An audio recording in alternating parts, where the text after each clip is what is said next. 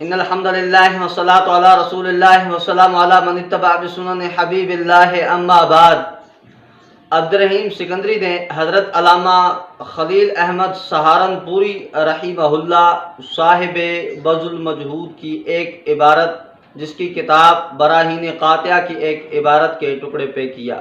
اس نے کیا کہا پہلے اس کی سنیں، وہ کس انداز میں بیان کر رہا ہے۔ ॾिसो गुस्ताखी हिननि जी। हे किताब जो नालो आहे बराहीन कातिया। ॾिसो मुस्लमानो, हिन किताब जो नालो आहे बराहीन कातिया। लिखण वारो हिननि जो आहे मौली खलील अहमद। ऐं मज़े जी ॻाल्हि आहे, किताब छपियल बि देवबंद जो आहे। हे हेठां ॾिसो, हे लिखियो पियो आहे दारुल उलूम देवबंद, कुतुबखाना इमदादिया दारुल उलूम देवबंद। दारुल उलूम देवबंद में मुंहिंजा दाई किताब छपियो आहे। हिन जे अंदरि माज़ अल्लाह लिखे थो त नबी करीम जी ज़ात बाबरकात उर्दू असांजे मदरसे में पढ़िया। دیکھیں اس ویڈیو کے اندر اس نے کہا کہ دیوبندی مولوی یہ لکھتا ہے کہ پیغمبر علیہ الصلوۃ والسلام ہمارے مدرسے میں آ کر آپ صلی اللہ علیہ وسلم نے اردو آ کے پڑھی، حالانکہ براہین قاطعہ کے اندر ایسی کوئی عبارت موجود نہیں ہے۔ براہین قاطعہ میں ایک خواب ہے۔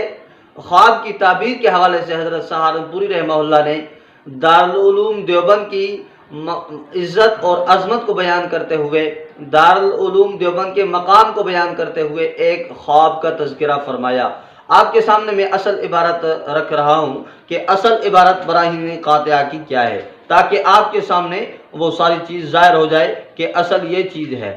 تو براہین قاطعہ کی جو اصل عبارت ہے، براہین قاطعہ کے اندر لکھا، حضرت سہارنپوری رحمہ اللہ نے لکھا کہ فقیر کے گمان میں یہ آتا ہے کہ مدرسہ دیوبند کی عظمت حق تعالیٰ کی درگاہ پاک میں بہت ہے کہ صدہا عالم یہاں سے پڑھ کر گئے اور خلق کثیر کو ظلمات ضلالت سے نکالا۔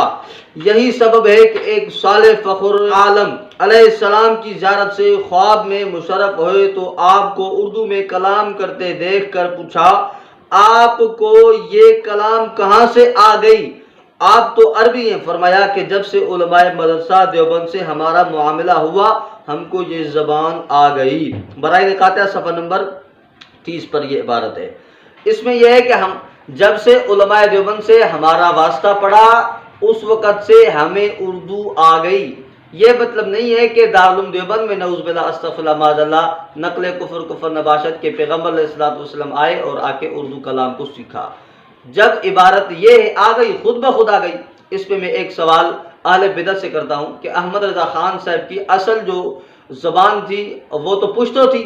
ہندوستان میں آیا تو ہندوستان میں آ کر اس نے اردو سیکھی، تو اردو اس نے خود سیکھی یا اردو اس کو خود آ گئی؟ اگر سیکھی ہے تو پھر اس وقت کے جو استاد تھے وہ استاد کون ہوں گے؟ ہندو تھے اور سکھ تھے، انگریز تھے، یا تو یہ کہہ دو کہ ان سے سیکھی ہے، وہ ان کے استاد تھے۔ بات یہ ہو جائے کہ احمد رضا خان صاحب کے اساتذہ ہندو، سکھ اور انگریز تھے۔ اگر یہ نہیں، اس کو خود بخود آ گئی ماحول کی وجہ سے، اس سے تعلق بنانے کی وجہ سے، تعلق ہونے کی وجہ سے اس کو جب اردو آ گئی، تو یہاں بھی یہ بات ہے۔ اور اس خواب کی حضرت رحمہ اللہ نے تعبیر پیش کی ہے۔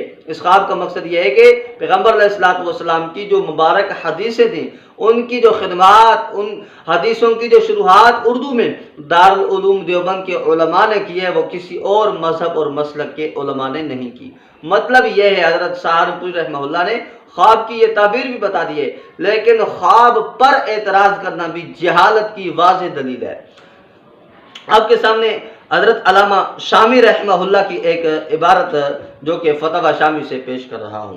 علامہ شامی رحمہ اللہ نے اپنی موت پر کتاب فتاوی شامی، اس کی جلد نمبر 4 اور اس کے آپ کے سامنے صفحہ پیش کر رہا ہوں، صفحہ نمبر 440 ہے، جس میں فرمایا کہ وَلِذَا لَا يَتَّصِفُ بِصِدْقٍ وَلَا كِذْبٍ وَلَا خَبْرٍ وَلَا إِنشَاءٍ وَفِي التَّحْرِيرِ وَتَبْطُلُ عِبَارَاتُهُ مِنَ الْإِسْلَامِ وَالرِّدَّةِ وَالطَّلَاقِ وَلَمْ تُوصَفْ بِخَبْرٍ وَإِنشَاءٍ وَصِدْقٍ وَكِذْبٍ كَإِلْحَانِ الطُّيُورِ۔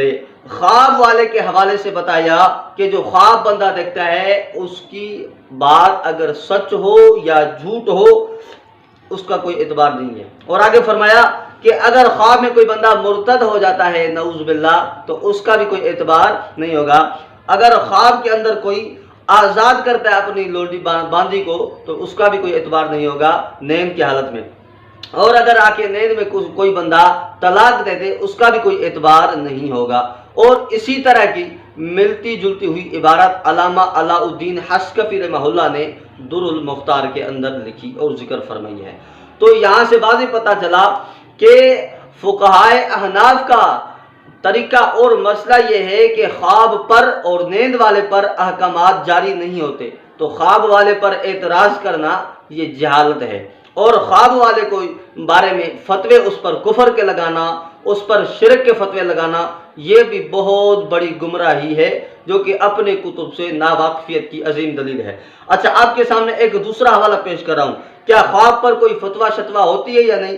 مفتی غلام فرید ہزاروی ان کا اہل بدعت کا مولوی لکھتا ہے، انوار رضا اخوندزادہ جو کہ ان کا نمبر چھپا ہے اس کے اندر 244 صفحے پہ لکھا کہ محض خوابوں کو خصوصاً مریدین یا خلفاء کے خوابوں اور انہی کی تعبیرات کو بنیاد بنا کر کسی پر کفر کا فتویٰ لگانا یا ضلالت کا فتویٰ لگانا کہاں کی عقل مندی ہے؟ دیکھیں یہاں بھی وضاحت سے اس نے کہا کہ یہ کہاں کی عقل مندی ہے خواب پر فتوے لگانا کفر کے اور ضلالت کے۔ عبد الرحیم سکندری صاحب، آپ اپنے مولوی کی فتویٰ غلام فرید کی فتویٰ کے مطابق آپ گمراہ بھی ہو چکے، آپ زال اور مزل ہو چکے، آپ نے فتویٰ لگا دیا اور آپ کو عقل بھی نہیں ہے۔ صحیح ہے، کیونکہ یہ کہتا ہے کہاں کی عقل مندی ہے۔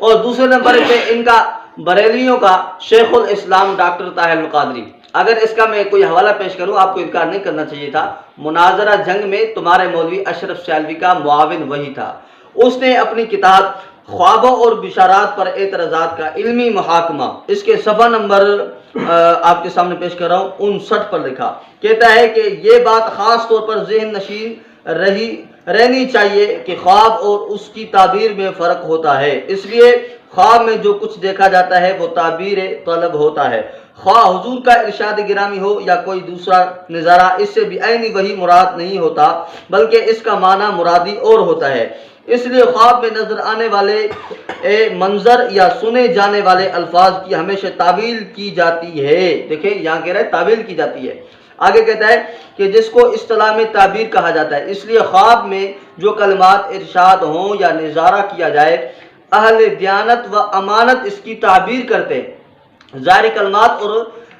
نظارے کی بنیاد اور نظارے کی بنا پر کبھی کسی نے گستاخی و بے ادبی کے فتوے نہیں لگائے۔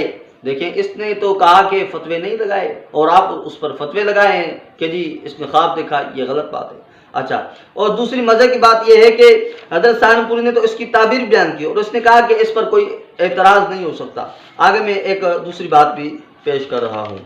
اب دیکھیں حضور صلی اللہ علیہ وسلم کا ارشاد گرامی بھی ہے کہ رفع القلم عن ثلاث عن النائم حتی یستیقظ، یہاں بھی یہ بات واضح ہے کہ نیند والے پر کوئی احکامات جاری نہیں ہوتے، اور فقہا کے حوالہ بھی آپ کے سامنے پیش کیے، بریلوی حضرات کے حوالے بھی پیش کیے کہ انہوں نے بھی یہی لکھا کہ نیند والے پر خواب والے پر کوئی احکامات جاری نہیں ہوتے، اور اصل جو واقعہ تھا وہ خواب کا تھا، حضرت سہارنپوری رحمہ اللہ نے جو کہ براہین قاطعہ کے اندر ذکر فرمایا ہے۔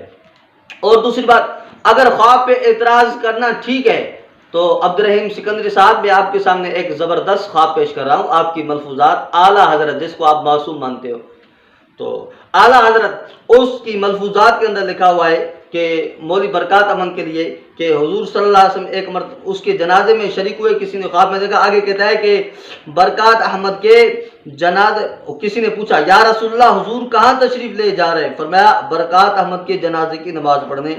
الحمدللہ یہ جنازہ مبارکہ میں نے پڑھایا، ملفوظات اعلیٰ حضرت، اور اس کا صفحہ نمبر ہے 132 صفحہ ہے، نوری کتب خانہ لاہور سے چھپی ہے۔ اس میں کیا کہا کہ احمد رضا خان کہتا ہے حضور صلی اللہ علیہ وسلم جس جنازے میں برکات احمد کی جنازے میں شریک ہوا اس کا جنازہ میں نے یعنی احمد رضا خان نے پڑھایا، تو میں آپ سے پوچھ رہا ہوں حضور کو مقتدی تم نے بنایا ہے؟ حضور کو امام تو تم نہیں بنا رہے، تم تو مقتدی بنا رہے اور خود آپ اپنے آپ کو امام بنا رہے ہو۔ تو حضور آپ کے پیچھے استغفر اللہ نماز پڑھ رہا ہے، تو کیا نماز آپ کے پیچھے پڑھا ہے؟ تو کیوں؟ وجہ کے سوال کیا ہے؟ آخر کس وجہ سے پڑھا ہے؟ اگر اس خواب پر کوئی اعتراض نہیں ہو سکتا تو پھر ہمارے اکابرین کے خواب پر اعتراض کرنا جہالت کی عظیم دلیل ہے۔ اور اس طرح کئی ایسے واقعات موجود ہیں۔ مفتی عبدالرحیم صاحب تو اپنے آپ کو کہتا ہے میں پیر پگاڑے والوں کا مرید ہوں۔ پیر پگاڑے والے کے ملفوظات کا آپ کو پتہ بھی نہیں ہوگا، ان کے ملفوظات میں کیا لکھا ہوا ہے۔ ایک مرتبہ اس کے سامنے ایک مرید آ کے بتایا کہ حضرت میں نے خواب میں اس طرح دیکھا ہے کہ میں مسجد میں پیشاب کر رہا ہوں اور مسجد میں پوری مکمل مسجد پیشاب سے بھر گئی ہے۔ خواب میں دیکھتا ہے تو پیر پگاڑا رحمہ اللہ نے فرمایا کہ تو دیکھتا ہے صرف مسجد، میں تو دیکھتا ہوں بیت اللہ میں نے پیشاب کیا، اور اس کی تعبیر یہ ہے کہ پوری کائنات مخلوق کو زیادہ ہم سے نفع پہنچے گا۔ تو تعبیر ایک الگ چیز ہے، خواب کے متعلق جو تعبیر ہوتی ہے اس پر کوئی احکامات جاری نہیں ہوتے۔ فقہا کے حوالے آپ کے سامنے پیش کیے، بریلوی کتب سے حوالے پیش کیے، حدیث سے حوالے پیش کیے، اور آپ کے خواب بھی میں نے آپ کے سامنے ذکر کیے۔ اگر حضرت خلیل احمد سہارنپوری رحمہ اللہ کے خواب پر آپ نے اعتراض کرنا ہے تو پھر آپ کے بریلیوں نے جو خواب لکھے ہیں اس کا کیا جواب ہوگا؟ امید ہے کہ آپ کے سامنے یہ بات واضح ہوئی ہوگی کہ آپ نے جو اعتراض کیا تھا وہ جہالت پر مبنی ہے، اور آپ کا اعتراض یا جہالت پر ہے یا نمبر 2 تعصب اور ہٹ درمی پر ہے۔ اللہ سے دعا ہے آپ کے فتنے سے امت کو محفوظ